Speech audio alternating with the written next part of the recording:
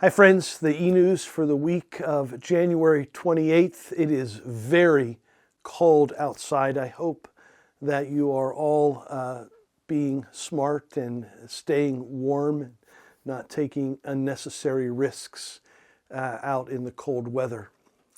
I wanted to first of all say thank you to everyone who was important and involved in making last Sunday's worship here at Elfenwild happen.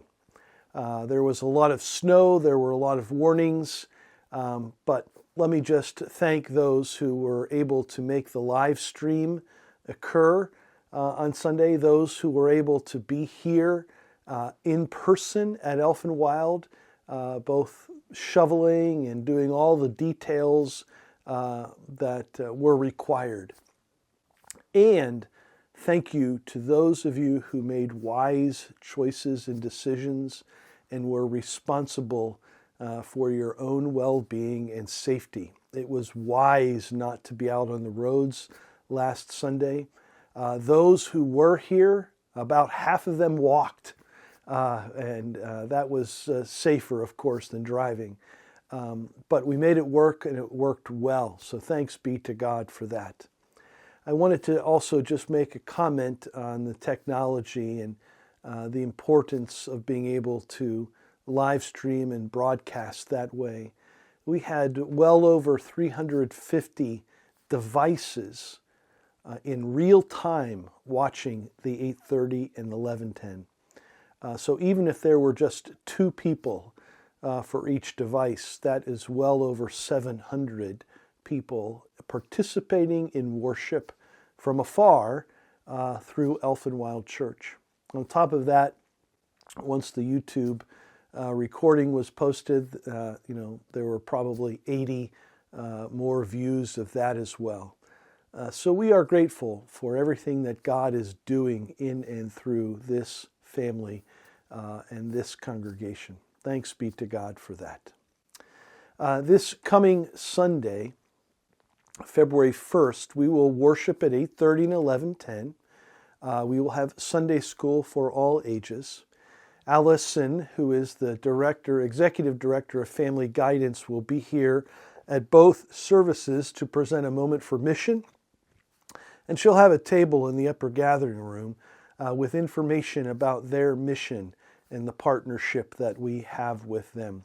They have a camp nearby where they bring kids in the summer, and then they also emphasize mentoring relationship with those children who may not have those adult examples in their life where we can encourage Christian faith. So come on Sunday. Also this Sunday, being the first Sunday of the month, we will observe the Lord's Supper, and following the 11:10 service, have our annual meeting. So our annual meeting will happen Sunday, February 1st, following the 11:10 service. We look forward to seeing you. February 8th, as you have heard and you can read about on the eNews here, is our Super Bowl lunch. You can sign up to bring soups or chilies. You can provide other food, or you can just come and enjoy the lunch. And we'll have a friendly competition and vote for what soups are most unique and different and preferable, or chilies and that people different make. There are crock pots that just go all around Fellowship Hall, and it's really an enjoyable time, a great time to be together. So that'll be February 8th. And then on February 15th, we will also worship 8:30 and 11:10. Rick will be preaching. I'll be here to officiate a baptism, but Rick will be preaching for us on February 15th. So there's a lot going on in the month of February here. I hope that you will come and be a part of that. I wanted to share just a few things about what has happened in the last week here with the snow. One is that clearly people have needed some assistance, and I just want to give God all the glory for his servants here at Elfenwild who have volunteered to go and help people with their sidewalks, particularly those who are receiving Meals on Wheels, so that there's a pathway for the person delivering the meal to get to the house. Thanks be to God for those folks, and also some people who have not felt comfortable driving themselves to doctor's appointments or other places, and deacons and others have stepped up and been those people who will offer companionship and assurance of getting to those doctor's appointments on time.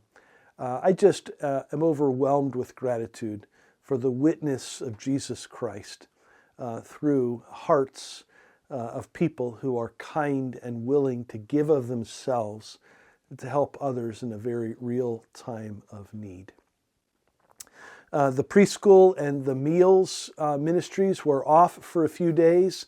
I'm not sure when I record this if everybody's back full force, but keep those ministries in your prayers. I mean, think about our public schools and the kids out in the cold waiting for buses, and the decision making that goes in whether or not to postpone, cancel, or put off a school day. And that affects Kristen, Coco, and our preschool, because most of the staff have children of their own, and they have to navigate and negotiate if their kids have school or not, and when they can be here. And it's really a complex decision-making process. Same thing with the meals ministry. It's not just a matter of cooking the meals or even people getting out on the roads to deliver them, but when they get to those homes, will the driveways or the walks be shoveled and clear enough for them to get the meals to the house? And behind all of that is how many of those folks are dependent upon these meals that we are providing for them. So there's a lot to pray about and be concerned for. And again, I say thanks be to God for all of those souls who are willing to step up and be of service and ministry to the community around us, both the young community at the preschool and the other part of the community that get meals delivered to them. I'm just so grateful that we can be a witness to Christ through those avenues. Friends, if there's anything going on in your life that we can help you with, don't hesitate to reach out and give us a call. Take care. God bless. Have a great day.